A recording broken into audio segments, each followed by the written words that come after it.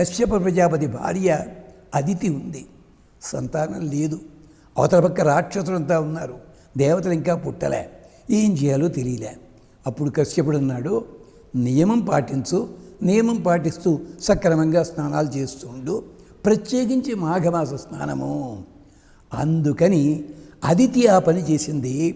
అందువల్లనే 12 ఆదిత్యులు పుట్టారు, 12 మంది సూర్యులు. మనకు కనిపించే సూర్యుడు ఒకడే, ఆయనకే 12 రూపాలు ఉన్నాయి. ఆయన పేరు తర్వాత ఎప్పుడో చెప్పుకుందాం మనం. మిత్రుడు, దివాకరుడు, మరొకటి అన్నిటి ఒకటే పేరు చెప్తాం. అందుకని ఆ ప్రపంచం అంతటికీ కూడా మూలం ఎవరయ్యారు? అదితి అయ్యారు. అందుకని అంటుంది వేదం, చెప్తుంది మాట, అదితి జౌ, అదితి అంతరిక్షం, అదితి సవిత, అదితి పిత, అదితి పుత్ర, విశ్వే దేవ, అదితి పంచజన, అదితి జాతం జాతి. అంటే కనిపిస్తున్న సకల ప్రపంచము కూడా సూర్యునికి మారు రూపమైన పంచభూతాలు కావచ్చు, ప్రతిదీ కూడా అదితి. అదితి అంటే పేరు మాత్రమే అనుకోకండి. అదితి అంటే ఖండించబడనిది, ఎవరి చేత కొట్టబడనిది. మీరు వాయువును ముక్కముక్కలు చేయగలరా? నిప్పును ముక్కముక్కలు చేయగలరా? భూమిని చేయగలరా? ఎంత చేసినా ఒకటే భూమి ఉంటుంది, అదనమాట. అదితి ద్యౌ, పైలోకము అదితి. అందుకనే ఇతర దేశాల్లో కొన్ని సాంప్రదాయాల్లో వాళ్ళు దేవుళ్ళ పూజలు ఉండవండి, పొద్దున్నే లేచి ఆకాశానికి దండం పెడతారు. ఇంకో సాంప్రదాయంలో నిప్పుకి దండం పెడతారు. ఇంకో సాంప్రదాయంలో నీళ్ళ దగ్గరికి వెళ్ళి ఇలా అనుకుని వెళ్ళిపోతారు వాళ్ళు. ఉంది వీరు అవన్నీ చెప్తూ కూర్చుంటే మహాభారతం అవుతుంది. అంటే మన భారతీయ సాంప్రదాయంలో చూడండి, నెలల పేర్లతో, ఋతువుల పేర్లతో ఎన్ని గొప్పవి చెప్పారో. అందుకని మాఘమాస స్నానము చేత ఇంద్రానికి అధికారం దక్కింది, మాఘమాస స్నానం చేత అదితికి అధికారం దక్కింది. అంతేకాదు మాఘమాస స్నానం చేత ఒక ధ్యానమంత్రం ఉంది, కవచం ఉంది. ఏమిటో తెలుసునా? కవచం అంటే మన శరీరంలో ఉండే అంగ ప్రత్యంగములని కాపాడేది.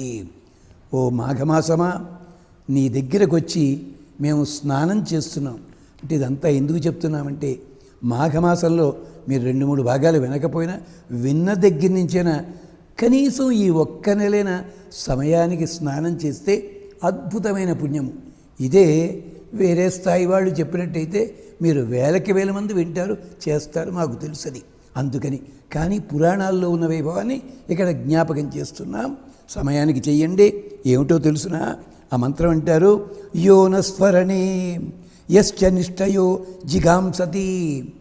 ఓ అదితి దేవత, ఓ జలదేవతలారా, మమ్మల్ని ఆనందింపజేయండి అయ్యా. స్నానం చేస్తే మనకి ఎలా ఫ్రెష్గా ఉందని అంటాడు. అంటే ఏమైంది?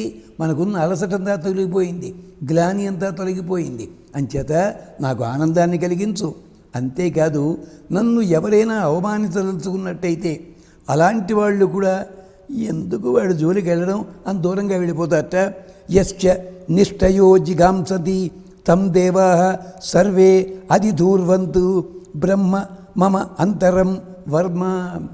నేను స్నానం చేస్తూ నాకు మంత్రాలు వచ్చినా రాకపోయినా తలుచుకుని నాకు మంచి కలుగ్గాక అని ఒక్క మాట అంటాను చూసారా?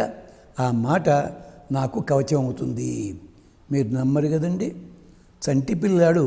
చంటిపిల్ల రాత్రి ఉన్నట్టుండి కెవ్వుని కేక వేస్తుంది. దానికి ఏమైనా అర్థం చెప్పగలరా? మీరు చెప్పగలరా? కానీ అక్కడ ఉన్న తల్లి కానీ తండ్రి కానీ పెద్ద ఒకటి టక్కనెత్తు ఉంటారు.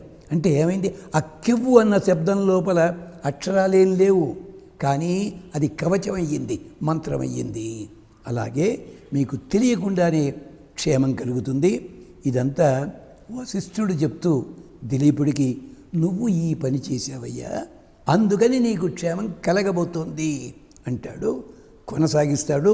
ఈ కొనలు సాగించడం ముందు భాగంలో మళ్ళీ మనం మాట్లాడు.